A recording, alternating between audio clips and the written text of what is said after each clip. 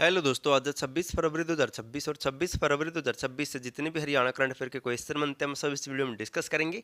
और हर क्वेश्चन के बारे में इंपॉर्टेंट और एक्स्ट्रा पॉइंट पढ़ेंगे विद हरियाणा जीके और हरियाणा करंट अफेयर के साथ में। अगर आपको दोस्तों हरियाणा पुलिस का डाटा या हरियाणा करंट अफेयर की पीडीएफ फाइल चाहिए तो डिस्क्रिप्शन में लिंक मिल जाएगा, वहाँ से डाउनलोड कर सकते हैं या फिर इस टेलीग्राम पर मैसेज कर सकते हैं। तो सेशन को शुरू करते हैं। क्वेश्चन नंबर 1 है, हरियाणा के किस जिले के अनुरुद्ध यादव ने विश्व की सबसे ऊंची चोटी माउंट एवरेस्ट पर तिरंगा फहराया है? तो हाल ही में हरियाणा के अनुरुद्ध यादव ने माउंट एवरेस्ट पर दोस्तों चढ़ाई की है। और ये अनुरुद्ध यादव कहाँ से बिलोंग करते हैं? तो इसका राइट आंसर होगा ऑप्शन सी, महेंद्रगढ़ जिले के अनुरुद्ध यादव ने हाल ही में माउंट एवरेस्ट पर तिरंगा फहराया है। महेंद्रगढ़ जिले के गांव पालड़ी पनियारा के निवासी मेजर अनुरुद्ध यादव ने विश्व की सबसे ऊंची चोटी माउंट एवरेस्ट पर तिरंगा फहराया है। कहां से बिलोंग करते हैं अनुरुद्ध यादव? तो महेंद्रगढ़ जिले के पलड़ी पनियारा गांव से। अब माउंट एवरेस्ट का जिक्र हुआ था तो इससे मिलते जुलते कुछ इंपॉर्टेंट पॉइंट जान लेते हैं। और दोस्तों ये पॉइंट एचएसएससी ने पूछ चुकी है पहले। माउंट एवरेस्ट पर चढ़ने वाले पहले व्यक्ति कौन थे विश्व में? तो एडमंड हिलेरी थे जो न्यूजीलैंड से थे, और तेंजिंग नोर्गे थे दोस्तों जो नेपाल और भारत से बिलोंग करते थे। इन्होंने 29 मई 19 दोस्तों माउंट एवरेस्ट पर चढ़ाई की थी। और एचएसएससी ने दोस्तों बिल्कुल ये एग्जैक्ट डेट पूछी थी, 1953 दोस्तों। उसका राइट आंसर था, ये नोट कर लेना है। और एवरेस्ट पर फतह करने वाली पहली महिला कौन थी विश्व में? तो जुनको तोबई थी दोस्तों जापान से। इन्होंने 1975 में चढ़ाई की थी। और 2 बार माउंट एवरेस्ट फतह करने वाली पहली महिला कौन थी? तो ये थी संतोष यादव जो हरियाणा के रेवाड़ी से बिलोंग करती थी। ये भी क्वेश्चन कई बार आ चुका है। और हरियाणा सरकार माउंट एवरेस्ट पर चढ़ने वाले दोस्तों व्यक्ति को 11 लाख रुपए की राशि देती है, भी मोस्ट इंपॉर्टेंट पॉइंट है। और हरियाणा में दोस्तों एक और पर्वतारोही अनीता कुंडू जो हिसार जिले के फरीदपुर गांव से बिलोंग करती है दोस्तों, वो भी माउंट एवरेस्ट पर 3 बार चढ़ाई कर चुकी है। नेक्स्ट है, हरियाणा सरकार अब गांव से कितने किलोमीटर की दूरी पर बसें, डेरे और ढाणियों को प्रदेश सरकार 24 घंटे बिजली देगी?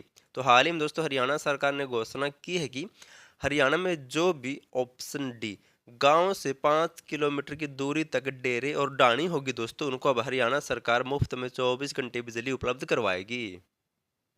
हरियाणा में अब गांव से 5 किलोमीटर की दूरी पर बसें, डेरे और ढाणियों को प्रदेश सरकार 24 घंटे बिजली देगी। पहले 1 किलोमीटर की दूरी पर स्थित ढाणियों को दोस्तों यह सेवा दी जाती थी। इतना ही नहीं, जिस ढाणी में दोस्तों 11 सदस्य होंगे उन्हें 1 यूनिट मानते हुए बिजली सप्लाई करवाई जाएगी, जबकि पहले यह शर्त 11 ग्रोह पर थी।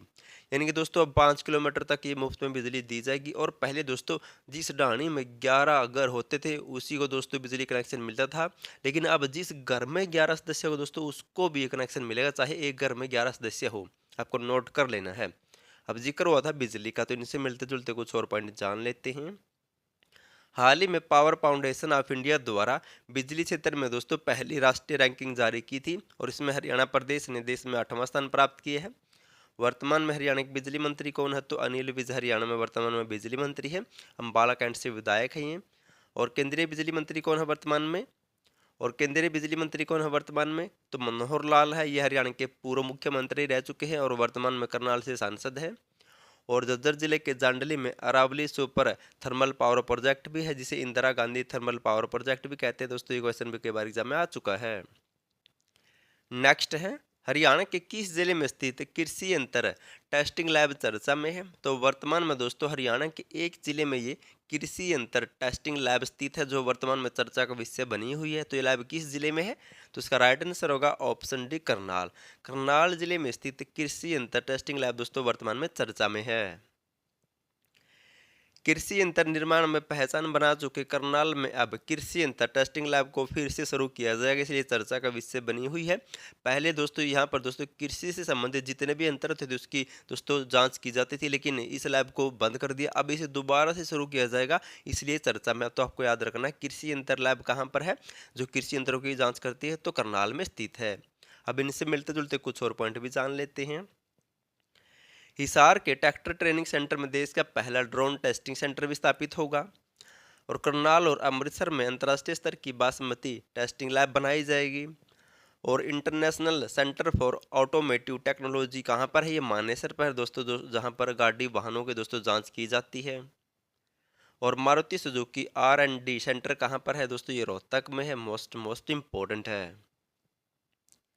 नेक्स्ट है और इम्पोर्टेंट क्वेश्चन है, अंतर्राष्ट्रीय गीता महोत्सव 2026 का आयोजन किस राज्य में होगा? तो अंतर्राष्ट्रीय गीता महोत्सव 2026 का आयोजन कहाँ पर होगा? तो इसका आयोजन किया जाएगा ऑप्शन बी राजस्थान में। अंतर्राष्ट्रीय गीता महोत्सव 2026 का आयोजन दोस्तों राजस्थान में किया जाएगा। हरियाणा सरकार द्वारा गीता जयंती पर जहां कुरुक्षेत्र में अंतर्राष्ट्रीय महोत्सव मनाया जाता है, इसके अलावा हर साल दोस्तों किसी न किसी देश में भी गीता महोत्सव मनाया जाता है। अब देश के अन्य राज्यों में भी गीता महोत्सव मनाया जाएगा और कुरुक्षेत्र विकास बोर्ड व हरियाणा सरकार की तरफ से दोस्तों देश में पहली बार राजस्थान के नाथद्वारा में दोस्तों अंतर्राष्ट्रीय गीता महोत्सव मनाया जाएगा। सिंपल भाषा में समझाओ तो दोस्तों पता क्या है, इनकी अंतर्राष्ट्रीय गीता महोत्सव हर साल कुरुक्षेत्र में तो होता ही होता है और इसके अलावा दोस्तों हर साल ये दूसरे देशों में भी मनाया जाता था, लेकिन अब की बार हरियाणा सरकार इसे भारत में भी बनाएगी और पहली बार दोस्तों इसे भारत में मनाया जाएगा राजस्थान में। नोट कर लेना, मार्च 2026 में। अब गीता महोत्सव का कुछ इतिहास जान लेते हैं जहाँ से एग्जाम में क्वेश्चन बार बार बनते हैं। इसकी शुरुआत हुई थी दोस्तों 1989 में। 1992 में गीता जयंती समारोह समिति का गठन किया गया था। फिर 2002 में गीता जयंती को राष्ट्रीय उत्सव घोषित किया गया। वर्ष 2016 में गीता महोत्सव को अंतर्राष्ट्रीय स्तर पर बनाया गया और अब की बार 2025 में 10वें अंतर्राष्ट्रीय गीता महोत्सव का आयोजन किया गया था, जिसका सहयोगी राज्य बनाया गया था मध्य प्रदेश को। अगर आपको दोस्तों हरियाणा पुलिस से संबंधित agriculture animal husbandry Haryana police का डाटा नहीं डाला चाहिए, यहाँ से दोस्तों 15 क्वेश्चन बनेंगे, प्लस में 5 क्वेश्चन दोस्तों हरियाणा करना। मैंने दोस्तों आपके लिए दोनों पीडीएफ रेडी कर दी है, कलरफुल नोट्स बनाए दोस्तों, हैंड रिटन नोट्स। अगर आप पीडीएफ फाइल लेना चाहते हो दोस्तों, आप ये टेलीग्राम का लिंक मिल जाएगा, इस नंबर पर मैसेज कर सकते हैं। डिस्क्रिप्शन में दोस्तों पीडीएफ डाउनलोड भी कर सकते हैं और डिस्क्रिप्शन में टेलीग्राम का लिंक है दोस्तों, उस पर मैसेज भी कर सकते हैं। लास्ट वीडियो में आपसे क्वेश्चन पूछा था, हरियाणा राज्य को बिजली क्षेत्र में नियामक राष्ट्रीय रैंकिंग में देश भर में कौन सा स्थान मिला है? तो दोस्तों हाल ही में रैंकिंग जारी की गई है और हरियाणा को इसमें देश में ऑप्शन सी कौन सा 8वां स्थान मिला है। वर्तमान में दोस्तों हरियाणा में बिजली मंत्री कौन है? तो अनिल विज है। केंद्र सरकार में बिजली मंत्री कौन है? तो मनोहर लाल है, क्योंकि दोस्तों मंत्रिमंडल से एक क्वेश्चन पक्का आता है। आज आपके लिए क्वेश्चन, आपको इसका आंसर कमेंट करना है। हरियाणा के किस जिले में सांग महोत्सव 2026 का आयोजन किया है? आपको बताना दोस्तों कहां पर सांग महोत्सव 2026 का आयोजन हुआ है। अगर आपको हरियाणा पुलिस का डाटा या हरियाणा करंट अफेयर की पीडीएफ फाइल चाहिए तो आपको डिस्क्रिप्शन में लिंक मिल जाएगा, वहां से डाउनलोड कर सकते हैं, या फिर आपको दोस्तों टेलीग्राम नंबर दिख रहा है, इसके ऊपर मैसेज कर सकते हैं। डिस्क्रिप्शन में इस नंबर का लिंक मिल जाएगा, सीधा आप टेलीग्राम पर पहुँच जाओगे, वहाँ पर भी मैसेज कर सकते हैं। और वीडियो देखने के लिए थैंक यू सो मच।